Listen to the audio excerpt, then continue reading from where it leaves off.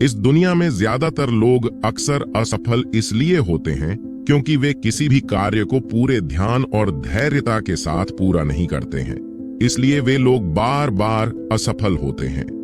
क्योंकि इस संसार में कुछ ऐसे व्यक्ति भी है जो किसी भी काम को एक दिन करते हैं और फिर उसी के बारे में सोचने लग जाते हैं कि यदि हम इस कार्य को पूरा नहीं कर पाए तो, या फिर यदि इस कार्य में हमें सफलता नहीं मिली तो यही सब बातें सोचकर वे बहुत ही दुखी और निराश हो जाते हैं, जिसके चलते उनका मन चिड़चिड़ा और उदास हो जाता है और फिर उन्हें लगता है कि शायद सफलता मिलना हमारी किस्मत में नहीं है। पर दोस्तों, ऐसा कुछ नहीं होता। यदि किसी काम को पूरी मेहनत और लगन के साथ किया जाए तो उसमें हमें सफलता जरूर मिलेगी। तो दोस्तों, आज की इस वीडियो में हम जानेंगे कि किस तरह गौतम बुद्ध ने उनके एक शिष्य को सफल व्यक्ति बनने की प्रेरणा दी।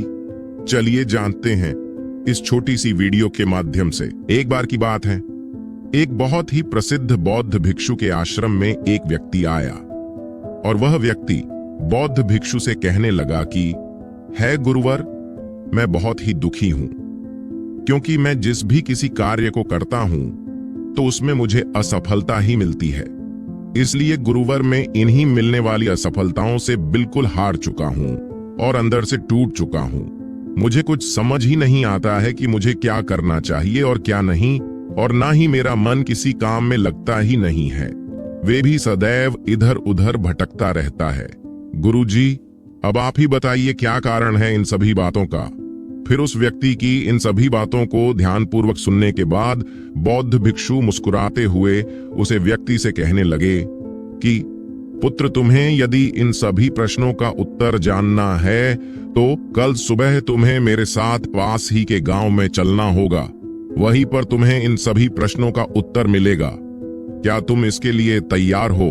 फिर बौद्ध भिक्षु की इन सभी बातों को सुन वह व्यक्ति भिक्षु से कहने लगा, हाँ गुरुवर, मैं इसके लिए तैयार हूं। और इतना कहने के बाद ही वह व्यक्ति आश्रम से चला तो गया, परंतु उस दिन बौद्ध भिक्षु की उन सभी बातों को सुन उस व्यक्ति के मन में विचित्र प्रकार के प्रश्न आने लगे थे कि आखिर गुरुजी ने मुझे इन सभी प्रश्नों का उत्तर जानने के लिए पास ही के गांव में जाने के लिए क्यों कहा है? आखिर क्या कारण है इसका? यही सब बातें सोचकर वह व्यक्ति और भी चिंता में पड़ गया और उसे दिन वह व्यक्ति यही सब सोचता रहा। जिसके बाद अगले ही दिन वह व्यक्ति बौद्ध भिक्षु के आश्रम में गया। तो उसके बाद बौद्ध भिक्षु उस व्यक्ति को पास ही के गांव में लेकर गए और फिर जैसे ही बौद्ध भिक्षु और वह व्यक्ति गांव में पहुंचे तो उन्होंने देखा कि वहां पर एक मैदान में गांव के कई लोगों ने बहुत सारे छोटे छोटे गड्ढे कर रखे थे। इसलिए उन्हीं गड्ढों को देखकर वह व्यक्ति बौद्ध भिक्षु से कहने लगा कि है गुरुवर, मैं इस बात से बड़ा चिंतित हूं कि इस मैदान में गांव के लोगों ने इतने सारे छोटे छोटे गड्ढे क्यों कर रखे हैं? आखिर क्या कारण है इसका? फिर उस व्यक्ति की इन सभी बातों को ध्यानपूर्वक सुनकर बौद्ध भिक्षु उसे व्यक्ति से कहने लगे कि पुत्र, इस गांव में पानी की बहुत समस्या है, इसलिए गांव के लोगों ने ही इस मैदान में यह सारे गड्ढे पानी की खोज के लिए किए ताकि उन्हें यहाँ पर कोई पानी का स्रोत मिल सके। फिर बौद्ध भिक्षु के इतना कहने के बाद ही वह व्यक्ति भिक्षु से कहने लगा कि है गुरुवर, उन सभी लोगों को इतना प्रयास करने के बाद भी उन्हें यहाँ पर पानी का कोई स्रोत क्यों नहीं मिला? क्या कारण है इसका? क्या यहाँ पर कोई पानी का स्रोत मौजूद नहीं है? फिर उस व्यक्ति की इन सभी बातों को ध्यानपूर्वक सुनकर भिक्षु उस व्यक्ति से कहने लगे कि पुत्र, ऐसा तो बिल्कुल भी नहीं है। किस गांव में पानी का स्रोत मौजूद ही नहीं है, बल्कि इसका कारण तो बहुत ही सीधा और सरल सा है कि इस गांव के सभी लोगों ने पानी की खोज के लिए सही जगह पर सही तरीके से प्रयास नहीं किया। इसलिए उन सभी लोगों को असफलता ही मिली। क्योंकि यदि इस गांव के सभी लोग एक ही जगह एकत्र होकर एक ही गड्ढे को खोदते तो वही गड्ढा 100 गड्ढों के बराबर होता और वही कुएं के रूप में परिवर्तित हो जाता, तो उन्हें अवश्य ही यहाँ पर पानी मिल जाता।